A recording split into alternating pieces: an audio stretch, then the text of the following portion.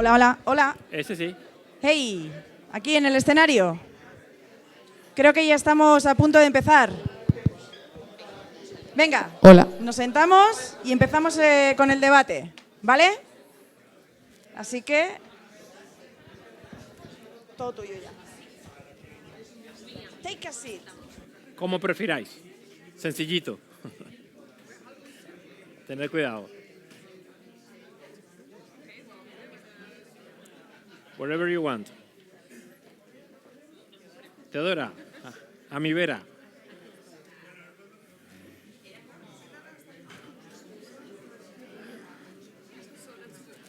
Bueno. Comenzamos, si os parece. Los micros, gracias, Irache. Y así os los podéis ir pasando. You can pass the micro one hand by hand. So, nada, vamos a dar inicio a este espacio de 1 horita, a ver si somos capaces de aprovecharlo para que ellos, que son los protagonistas, pues puedan compartir ideas alrededor de las preguntas que vosotros escribisteis a la hora de sacar el ticket, o sea, a la entrada. Y básicamente vamos a ver qué tan eficaz somos con el tiempo, pero de alguna forma todas esas preguntas que habéis trasladado, de alguna manera la organización la ha agrupado en 5 grandes categorías o temas, ¿vale? O bloques. La primera probablemente ya la tenéis en la cabeza, si la agilidad ha muerto o no. Esa es como la primera. Luego una relacionada con lo que es negocio, impacto, la parte de credibilidad, quizás una segunda. Luego una tercera con respecto a los profesionales, es decir, oye, y nosotros como profesionales del agilismo, ¿qué ocurriría con nuestros roles y con nosotros mismos, ¿no? Y luego quizás una cuarta de liderazgo, la parte de cultura, sostenibilidad, ¿no? Esa parte que también es interesante y ver el impacto. Y luego, como no, ¿qué tema falta? ¿Alguien ha dicho por ahí la IA? Premio. Nada, yo creo que conocéis a todos los que estáis aquí, a Jon, a Marjolein, a Beatriz, que en este caso va a ser la voz del cliente, lo cual es fantástico. Y bueno, y Teodora, que yo creo que también tampoco necesita mucha presentación con toda la experiencia y la presencia que ha tenido pues a nivel, yo diría que al menos nacional, ¿no? Entonces, si os parece, comenzamos con el primer bloque. Mi intención es que de alguna manera introduzca el bloque y que os sintáis lo más cómodo posible para responder a lo que yo diga o a lo que os apetezca trasladar a la audiencia con respecto a ese bloque, ¿vale? Si os parece, bueno, el primer bloque es si la agilidad ha muerto, muy sencillo, ¿vale? Sí. Easy, ¿no? Everything is clear, I think. We are going to go through 5 blocks, depending on the time box, but the main idea is to start with the first block, of course, and feel free to answer whatever you want regarding to the message you want to translate to the audience. Actually, let's start with you, Jon. Has the agility died? This is easy to warm up.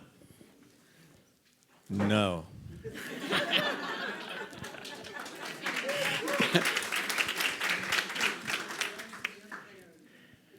This question comes up, and I will repeat. Thank you, Alan, for the little shout out on LinkedIn, wherever that was.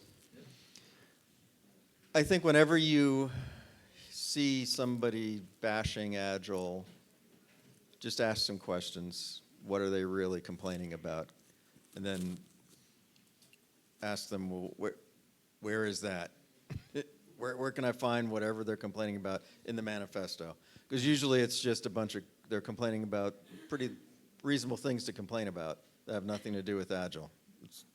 So I've never seen anybody give a sound argument why the 4 values are dead. Thank you. Marjolein, what about your perspective? So what I do see also in the company that I work for is that Agile is in a bad space when it comes to Agile as a brand. So sometimes I notice, and I don't know what it is like for you, but sometimes I do not mention the word Agile anymore because people don't get along, especially managers don't get along anymore. On the other hand, I notice that agility is very much alive. And also, you know, what I was talking about earlier, I mean, the world is not getting simpler, right? And so we need to address the complexity, so we have the skill set that this world needs. So that is why I think that we have the most important skill set of our time. Thank you. Teodora, más allá de eso que estamos hablando, está muerta, pareciera que el sentimiento está claro, ¿no? Y si no está muerta, ¿qué le ocurre? Está evolucionando, está mutando, yo qué sé, se ha convertido en otra cosa distinta. ¿Qué nos puede decir? Bueno, si miramos las señales que tenemos, ¿responde en inglés o respondo? Como te sientas más cómoda. Okay. Okay, so if we look at the signals that we see in social media, just listening around us, what do we see? Well, lots of discussions about whether agile is that. Agile. Afterwards, we are going to talk about agility. Lots of discussions about this. We see that somehow the courses on agile methods are not full anymore. There are not so many courses.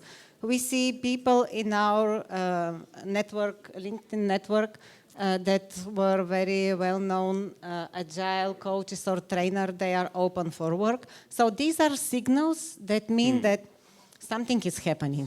Marjolein is saying that maybe the management of some company does not connect to agile anymore. Okay, so clearly these signals are telling us that something important is happening. But what I would say here is that if we've been teaching agility for so many years, we should know how to adapt, because the situation requires an adaptation to a different context. So it's time for us, for the people who have been teaching agility, not necessarily agile, to adapt and to think how we can adjust and keep responding to the needs of the organizations that we are working with. And about agility, I think that it's exactly the opposite. It's more needed now than maybe the last 10, 15, or 20 years when the Agile Manifesto was signed. And my perspective, I work a lot with non-IT companies, and precisely outside IT, the companies are asking, they open now to all the initiatives related to developing enterprise agility. This means flexibility, adaptability to the situations in their business context. Thank you. So that's my Great opinion. distinction, I think, between agile and agility. Perhaps that is something that you can get interested in. Beatriz, la misma pregunta. ¿Qué nos puedes aportar o qué quieres compartir alrededor de esta reflexión, ¿no? Pues bueno, me uno un poco a lo que estamos comentando. Para mí no hay nada muerto, ¿vale? Lo que hay es una transformación, y para mí, que llevo ya bastantes años desde que conocí a Agile y estuve como consultora, ahora represento un poco más la voz de una gran corporación, se ha mal usado la palabra Agile. Me uno un poco a lo que comentaba Marjorie, de no usar. En mi foro y en mi trabajo actualmente yo no uso la palabra Agile porque traslada directamente a cosas que no son hoy por hoy lo que yo creo que tiene que representar. Creo que hablando ya de España, cuando comenzamos a ver un poco esa agilidad, esas grandes empresas que empezaron a movilizarse, hubo muchas compañías que empezaron a hablar de Agile sin saber realmente, yo creo, lo que significaba Agile, esos valores, esos principios del Agile Manifesto, y que vendían formaciones y que vendían muchas cosas, y creo que de aquellos barros, estos lodos, permitirme que es una expresión muy española, entonces yo creo que no ha muerto, creo que, como decía Teodora, lo necesitamos más que nunca, creo que está más vivo que nunca porque sigue habiendo una comunidad Agile que está detrás y que creo que tenemos interiorizado bastante bien los valores y principios que representa. Entonces yo creo que el punto de partida está en entender bien el contexto, ¿vale? O sea, en el pasado, esas fórmulas magistrales de haz Scrum Master como churros, o haz Agile Coaches, ¿no? Cuando empezamos a verlo. O, ¿qué es un Product Owner? Pues haz esta formación y ya eres un Product Owner. No va de eso, o sea, va de cada compañía necesita cosas diferentes, roles distintos. No etiquetemos las cosas. Entonces, partiendo de esa base, no está muerto, más vivo que nunca, pero necesita una transformación, incluso en los que estamos dentro, y tenemos que no venderlo, sino ayudar a que se entienda. Me parece entender de todo lo que habéis compartido que de alguna forma no está muerto, pero algo está ocurriendo, ¿no? It's not dead, not yet, but it's something there that perhaps is interesting to get curious about it, I think. Right? Thank you. So, Teodora, otra pregunta para ti. Un poco si pensamos desde el punto de vista de lo que sería ya el negocio, generalmente pues, se diferencia entre IT y negocio. Es algo que podemos dar como más o menos válido como un patrón. De la perspectiva de negocio, ¿qué se ha echado de menos con respecto a la promesa del agilismo? Desde tu perspectiva. I think that there has been kind of a gap between the expectations of the business and what the agile transformations or agile initiatives were offering or promising to the organizations. Okay, in particular, the business thinks in terms of what kind of benefits we are going to have. For example, time to market, time to revenue. Okay, how are we going to improve really our response to our customers?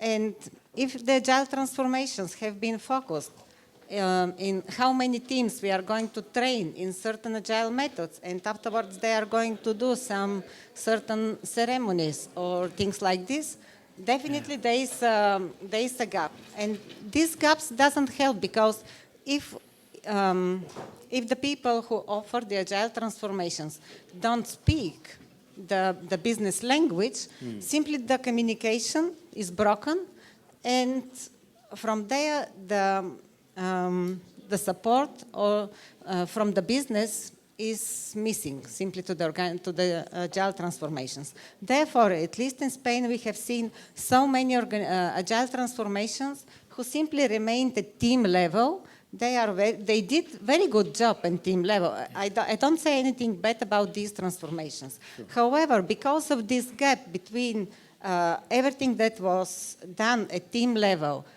did not resonate with the business language, with the business objectives and the business expectations, at some moment, the executive management of the company said, yes, okay, you are doing great job. We have invested so much money in these initiatives.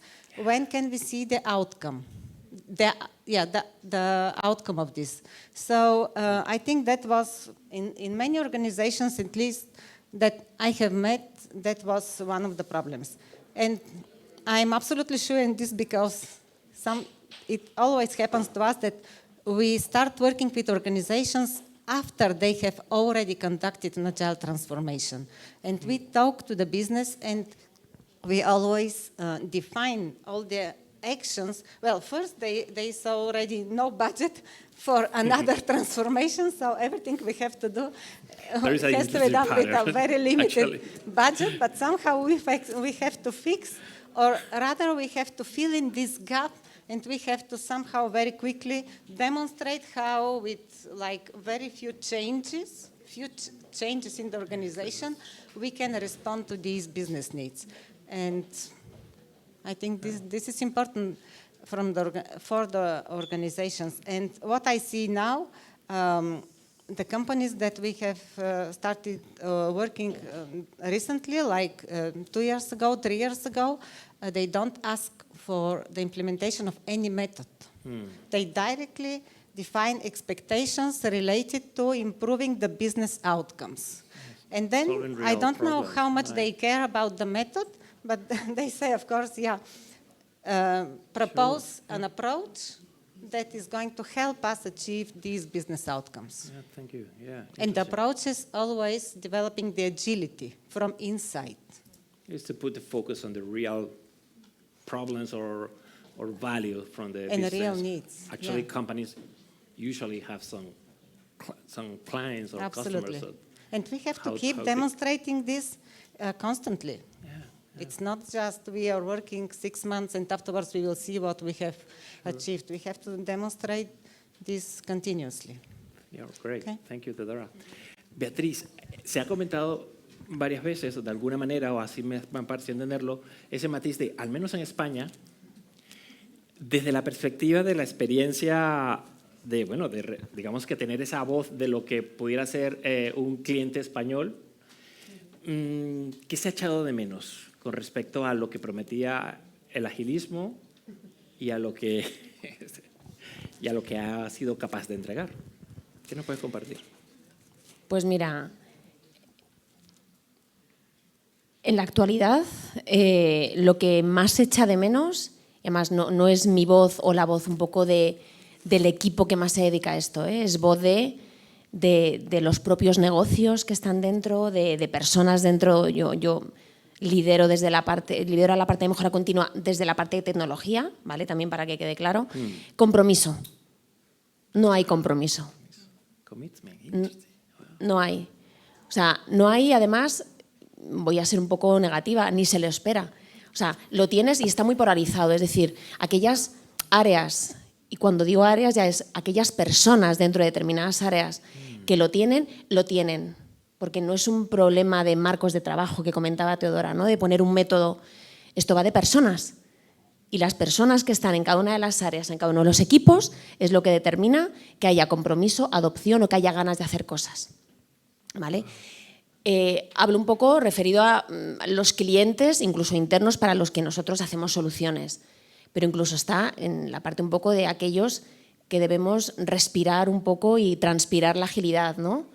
Es muy difícil, o sea, arrastrar una serie de inercias, ¿no? De muchísimos años trabajando de una determinada forma, aportando determinado valor y romper ciertos esquemas mentales y ciertos paradigmas.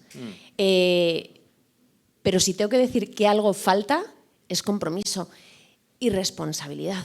Muchas veces yo tengo mi área de responsabilidad y yo creo que la gente se siente un poco incómoda de salir y ver otra forma de hacer las cosas, otro acercamiento, otra mirada, incluso otra forma de pedir. Es que yo estoy acostumbrado a hablar de fechas y ahora me estás hablando de pensar más en el valor y en lo que vamos aportando. Entonces, compromiso y responsabilidad creo que son cosas que hay que tener siempre en mente. Vale. y que tenemos que tenerlo en cuenta antes de empezar a trabajar o llegar con la bandera del agilismo o de Agile. Muchas gracias, Beatriz. Lo que yo de alguna manera percibo, además de todo lo que has dicho, es también esa parte de cambio, ¿no? Cómo hacemos estas transiciones o esos procesos de cambio para que la promesa del agilismo pues, se cumpla. Jon, were we too optimistic about the promise of the Agile to the business? Or what is your reflection about this hypothesis?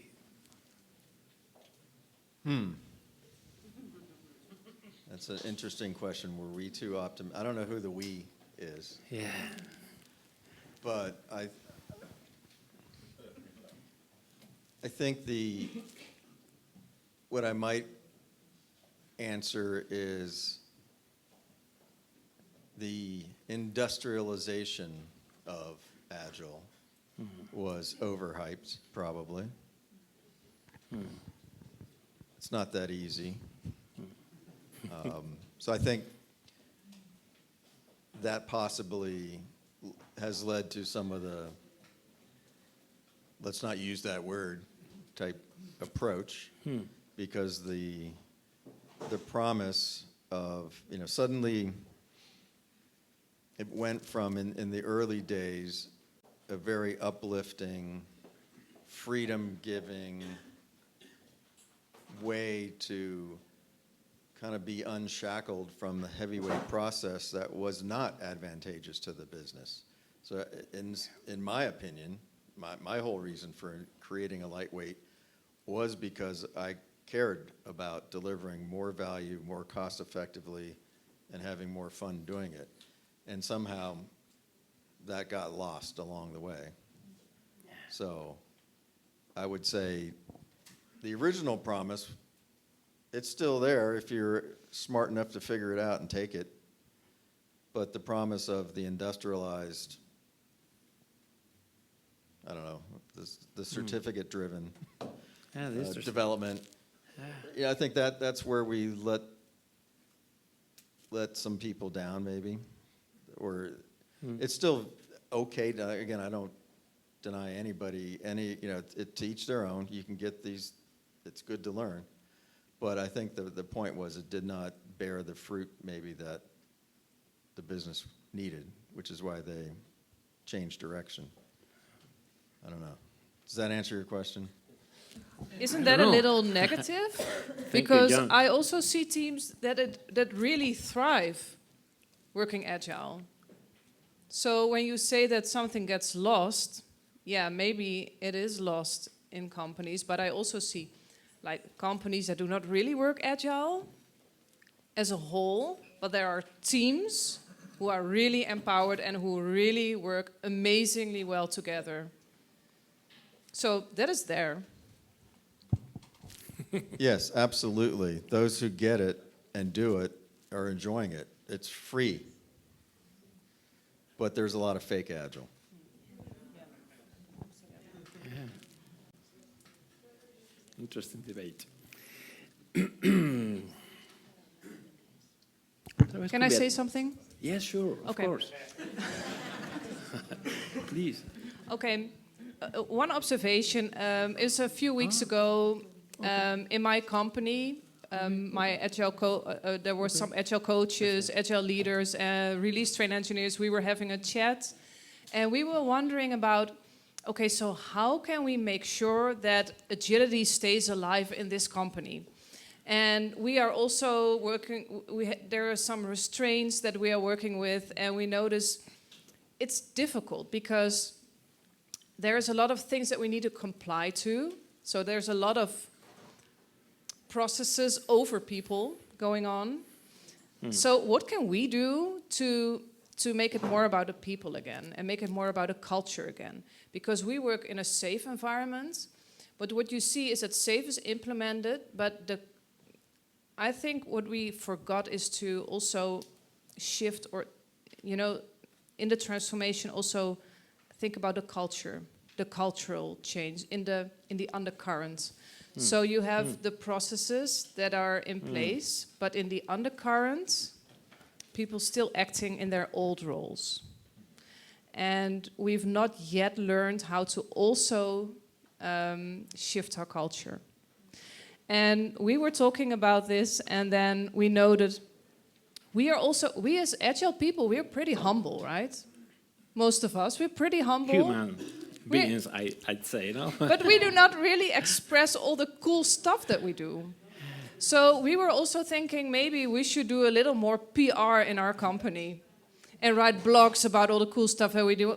Though maybe not everything that we do is measurable, but a lot of the things that we do is noticeable. And we can write about it and talk about it and especially talk to our management about it, that they know, wow, there's really cool stuff that these people do. And they really help our teams forward. So we can do a little more about our communication and our PR. I don't know what it is like for you, but at least in our company, that is the case. Great, thank you, Marjolein. Beatriz, you mentioned something about the people, the person specifically, the commitment. What I sensed was, well, some kind of pointing out the person itself. What can you say about the future of agile professionals? The future is still here. The different levels, I talk later about, don't label the job positions.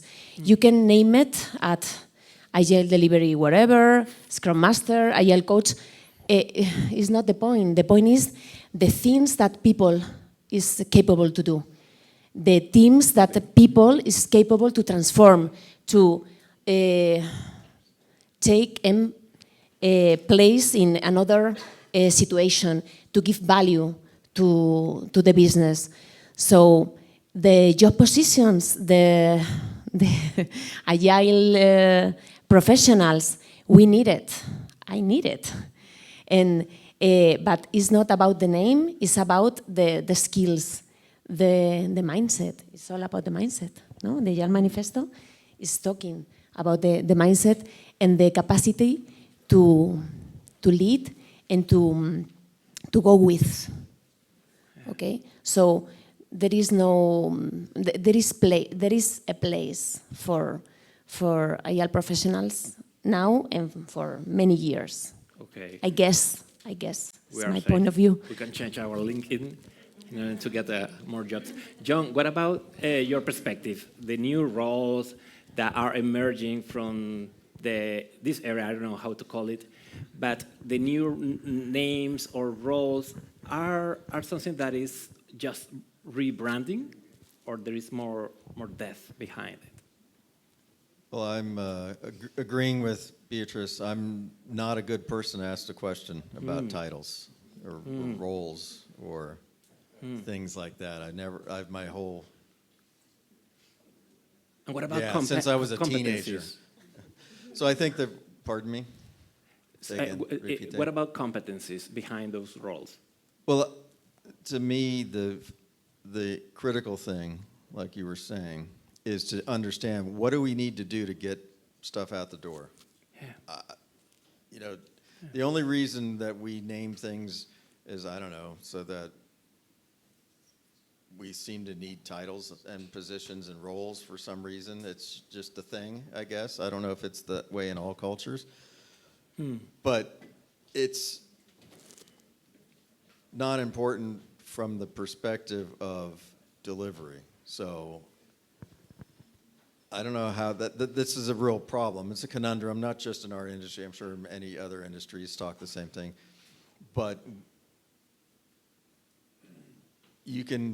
one of the things I used to think about rational unified process, which is a large, has diagrams like SAFE does in case, you youngsters out there have no idea what RUP is. But I always thought it's so easy to hide behind roles and process and things like that don't matter and miss the whole point about trying to make your customer happy, delivering something of value. So that's why I'm a really terrible person to ask a question about these things, because I think they're, at best, just something for your resume, and at worst, can cause harm because you miss... When dealing with something simple, you can have units of work that connect, right? A unit-wise approach works. But as we're all saying up here, in the world of complexity, that's out the window. Yeah. So that's it's an impedance mismatch. Yeah, I think I see your point. Thank you. What about you, Marjolein? I was wondering about the capabilities. What are the kind of capabilities that do you think will remain relevant over the next years? Adaptability. Yeah, and humanity. Yeah. So I think this. Okay, so what I'm also struggling with myself, right, with the humanity side of things, so I'm also learning by doing, is, for example, when you notice, and I don't know if this is an agile skill or just something that we all need to do. So there's a lot of people not giving each other feedback, but going behind each other's back, right? That is, I think that happens in every company. So, and then I explain to people, don't go behind each other's back, like give feedback directly, for example. So I need to do it myself. So now I'm practicing with addressing the things that I see that are going on and addressing them directly in a way that people can also receive it. So, and it is so difficult because, it's the hard topics that you need to address. So I think that is an example of humanity, that we need to develop these skills also inside of ourselves and to also lead by example. because that is how you keep a company and a team healthy. And I think that is something that we all find really important. Yeah, and then, so I would say adaptability and humanity. Yeah, thank you. I love the power of humanity. And what's your perspective, Theodora? Especially if we see, or if we take into account the results that organizations expect from their employees. So what is the kind of balance? Most of the time, people is hired to play a particular role and to provide or contribute to some kind of outcomes. And what is the next perspective about the roles that company can take into account? Do you mean the roles of the agile professionals? Yes, sure. Thank you. Okay. My understanding of the work of the agile professionals in the organizations is that they have to help the organizations become more adaptive. And also, it is all about culture. It is all about changing the mindset and changing the way of thinking of all the people in the organization. So we can start with practices. We can define and help them define and improve their processes. But until we really achieve this mindset change in the organization, we have not done our job yet. And to help with this, I think that the agile professionals, and this is something that I've been studying and trying, and I keep applying and trying to improve in this, is understand better the organizations and help the organizations, the people in the organizations themselves, especially middle and higher level management, to understand, to see, to be able to apply the systemic view, the systems thinking to the organizations, and make decisions based on this understanding of the organizations, the interactions that, all the dynamics that happen, especially in larger organizations, although in smaller organizations it's the same, and also make decisions based on data. Rather than applying or teaching practices or processes or different kind of ceremonies, I would say we need to help organizations, the people in the organizations, to understand how they work, how the organization behaves.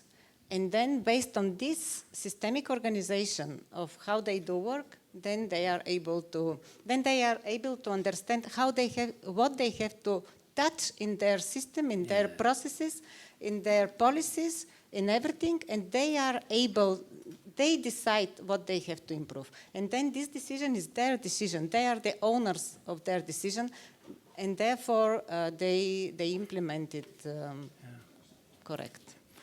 What I'm sensing is that this is something that is easy to understand, but if I were a leader, I wonder where to start. So what can you share? How can you help me if I were a leader that have the challenge to work with the mindset that is something very intangible? You ask where to start? With the CEO. No, I live the ING in Spain transformation. I was in the first wave of and I think it worked in the past. Then so many transformation came later, but the impulse was given by the CEO at that moment. So if you can catch the attention of the leaders, I mean the CEO, maybe the first C-level, I think you have the most important thing. If you want to move all the organization, if you want or could do only transformation or start transformation from unit, maybe it's going to be more difficult because you can show results for the business teams or whatever. But if you don't have the commitment of the CEO, the impulse of the CEO of other C-level, you have nothing, in my experience. Sure, thank Yes, you. you can achieve great things, but you are not going to transform all the organization. No. Everything has the inertia? Inertia. Yeah. You have the inertia to still doing the things as you used to do in the past. Nice.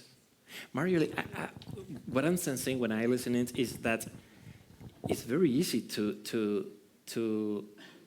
say this is the CEO responsibility. It's not mine. So what about the agency in this process? So you need the sponsorship from the CEO, from the board, and you need I think you need a facilitation from management, but you also need the how do you say that? The intrinsically motivated Okay, yes. people. Intrinsic motivators. Yeah, movement from bottom up. So I think everybody has its place in a company. So if you get the intrinsically motivated people who feel how amazing it is to work in an agile way, and how way faster you can deliver, and how you can put the decisions where they need to be made, right? So by the experts in the teams, instead of by like top-down management. So, and then when management starts to facilitate the teams, and like the top of the company is sponsoring this, then I think you're in a good place. Thank you. What about your opinion, Jon, about this topic before closing it? Yeah, it's certainly a big challenge, and the environment, the culture, top down, bottom up. It's kind of everything. It's not for you all to transform, and I'll just keep doing my thing, right? That's a cop out, as we would say. The challenge is allowing for what I would say, following like Michael Hammond, Lisa Atkins, being able to create a deliberately developmental environment, because it's not a guarantee just because someone's at the top of the food chain that they actually have the capability and the right capacities of their own brain, frankly. And all of us can upgrade. There's a good book called Upgrade, but there's a lot of things that have influenced me over the past 5 years around vertical development, around being able to understand how do we make meaning so that we can deal with the more complex.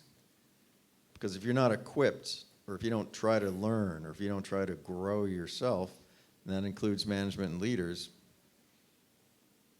like you may never get there, because it's literally beyond people's capability.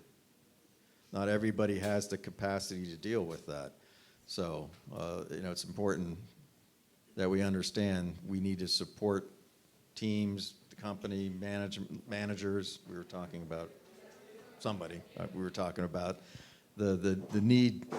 Oh, I know, Maria, wherever she is. Yes. The need to support people in this journey. Yeah. Like it's non-trivial. So I'll just leave it there. Thank you so much. Yes, I really like the deliberately developmental environment. That's quite interesting. Yeah, very powerful actually. Let's talk about AI. Is the new guest to the party. Theodora, I think you are willing to share something about AI, the impact of AI in this profession, let's call it that way. Whatever you want to share. Super open question. Well, there are lots of things about AI. I don't know. I didn't have anything prepared to share about this previously, but for example, in IT, although we work a lot with outside IT, but in every non-IT company, there is an IT department. So what we observe are interesting changes and challenges, important challenges, especially for IT. Because until very recently, until maybe 2 or 3 years ago, the IT specialists were very scarce, and it was always the problem that we don't have enough people, we have so much work, and we can't find the specialists and things like this. And right now what I see, and this is worrying in my opinion, is that in fact the IT teams become smaller and smaller because one of the teammates is already AI. So, well, we will see how this evolves. It is important because if we don't, senior developers are always there in the teams. The problem is for junior developers. For me, the question is how will the junior developers become senior if they do not work every day and they do not become better every day. But I frequently already get the question, how do we apply the practices for developing the agility in teams in which one of the teammate is the AI? So I don't have the answer yet to this. I mean, I don't see so far. Maybe my answer will be different a few months from now or a year from now, but so far I think that we still apply the same practices to developing agility in teams and also between teams, because if we talk about enterprise agility, it's never about one or several teams. It's always about the organization. So whether we have AI or not, we need to develop this agility in the organizations. Of course, AI can help us, as Yoko show us in her presentation. Of course, the AI is helping us a lot in developing the work, giving us better ideas about how we can approach certain problems and maybe how we can even resolve them and things like this. But the AI is also the factor for many companies to seek to improve their enterprise agility a lot faster than years ago.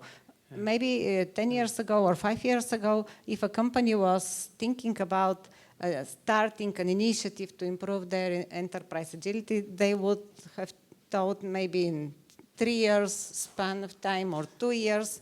Now they need it tomorrow, even today.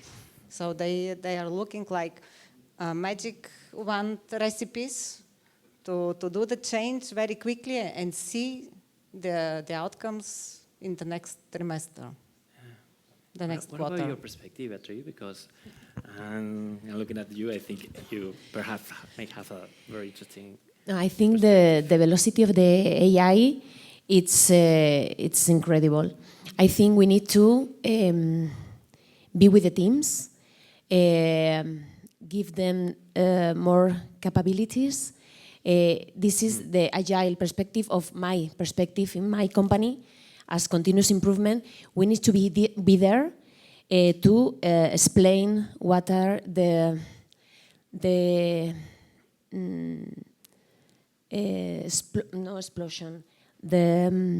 la capacidad, the capacity that AI can bring you, okay?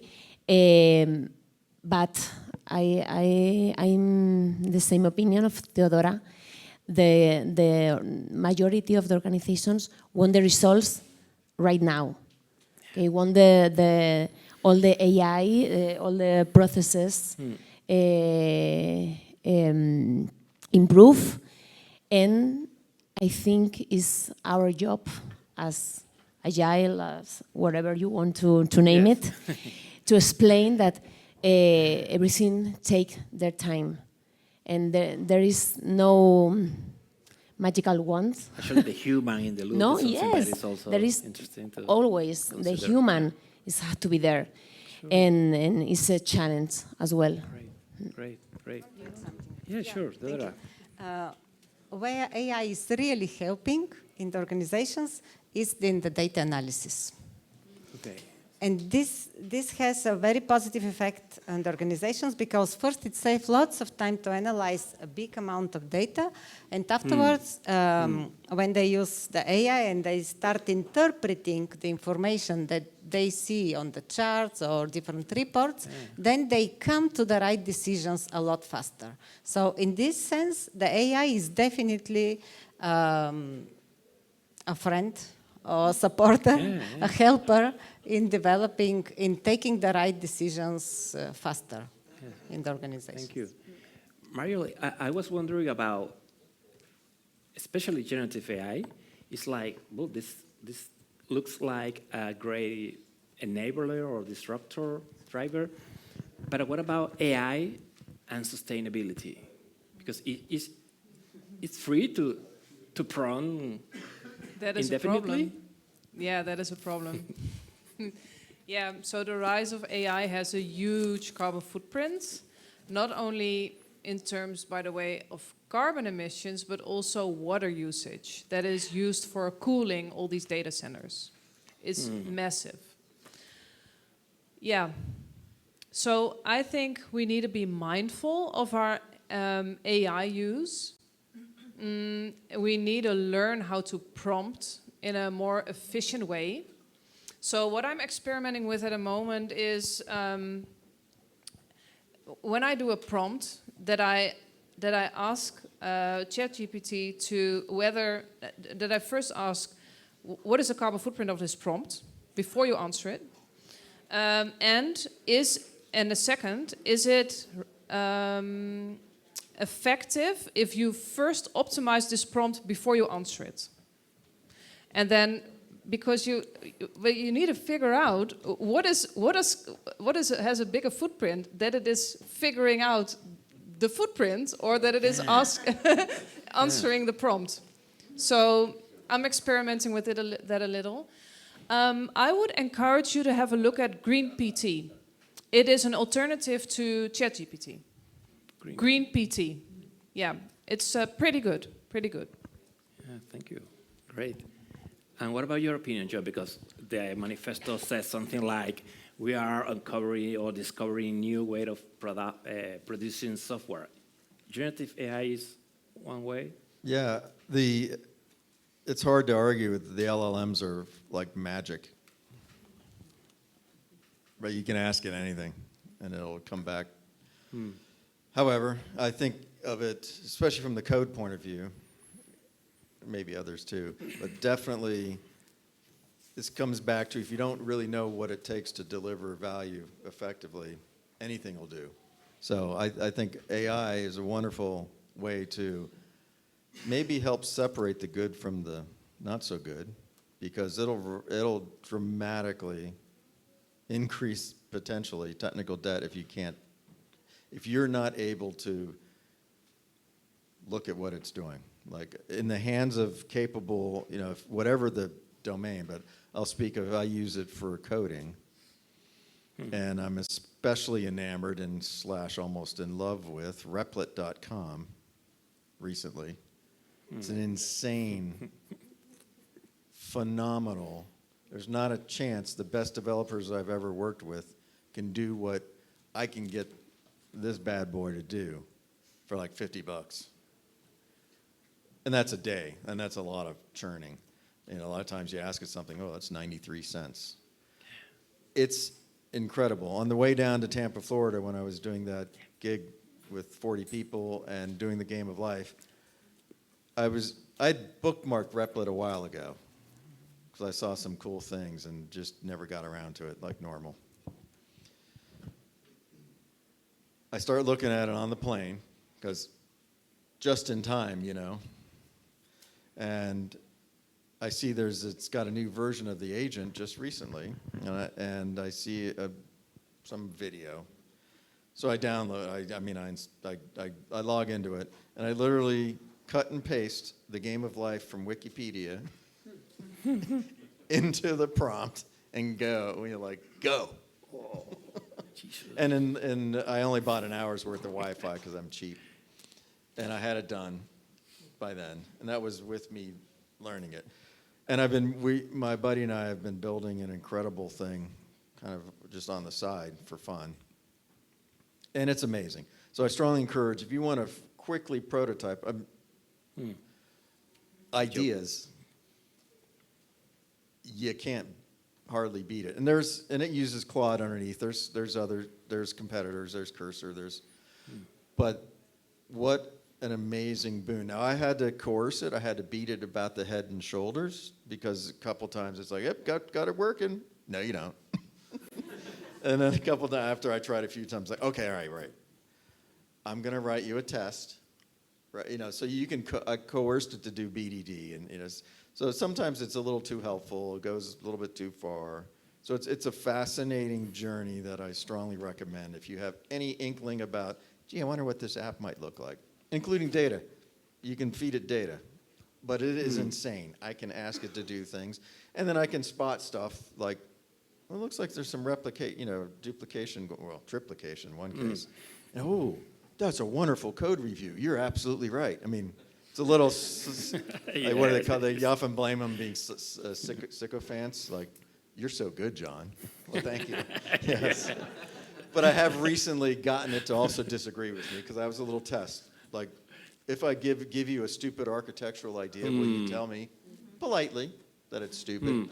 So anyway, I think AI will accelerate those who know how to wield it and it can also bury people who don't.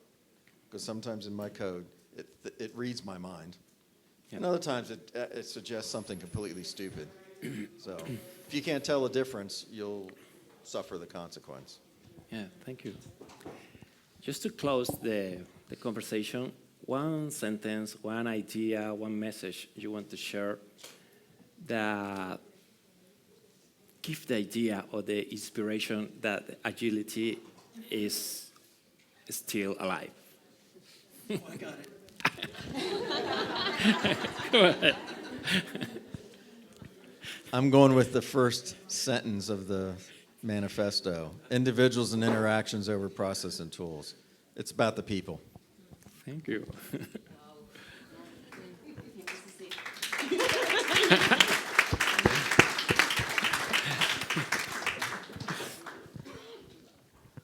So I think our global society is only going to need agility more and more and more.